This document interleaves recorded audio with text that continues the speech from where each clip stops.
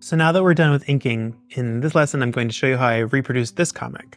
This is my original. After I finished it, I realized that I wanted to change a few things, so I did that in Photoshop. For instance, I got rid of the numbers because when you print, the printer has rollers on the sides, and you can't actually print all the way to the edge of the paper. So in Photoshop, I got rid of the numbers, and I kind of bumped some things around.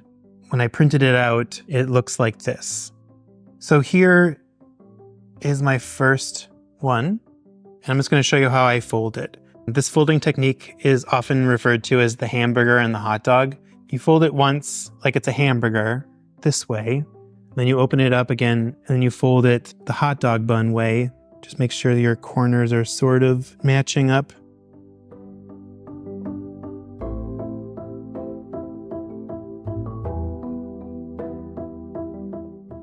And then you're going to fold it 2 more times. Take this edge and you're going to bring it to the center. Fold it like this.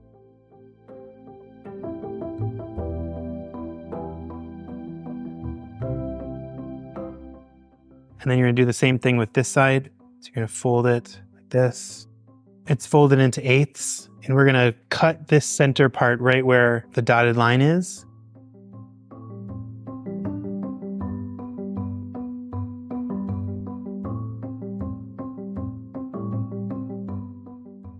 You're just going to cut it all the way to the edge of it. So it's going to kind of look like this, almost like a little mouth. And then you're going to fold it back together, kind of squish it together, press it down. Bring it back to the cover, squish it down, fold it down, and now it's a little book. So we have our cover, we have page 1, page 2, page 3, page 4, page 5, page 6, and then the back cover. If you don't have access to scanning and printing, you can make this book completely on a photocopier. Instead of touching up your work in Photoshop, you can use whiteout and white out all the things that you want to correct. When you're working with a photocopier, it's important to figure out the orientation and the contrast levels. So I recommend just printing 1 or 2 in the beginning. But then once you feel comfortable and you like the way that it looks, then you can print as many as you want. Now I'm going to fold the rest of my copies. One thing that I was thinking is that you can use other things to fold. There's the folding instrument called a bone folder. That's really nice if you're folding a lot. They used to make them out of actual bone, but now they're just plastic. You can use them to fold the paper really nicely and get like really nice crisp lines. I usually just use my hand, but you can even use a pencil as long as it doesn't rub off on it. Like if you're using a crayon or something, obviously you're going to get a color on it. But if you want to fold with the edge of a scissors or something, just to get a really nice crisp line.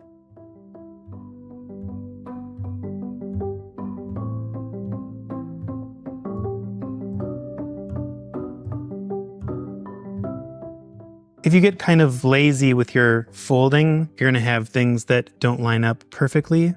As you're folding, you just want to make sure that you get the corners matched up as best as you can.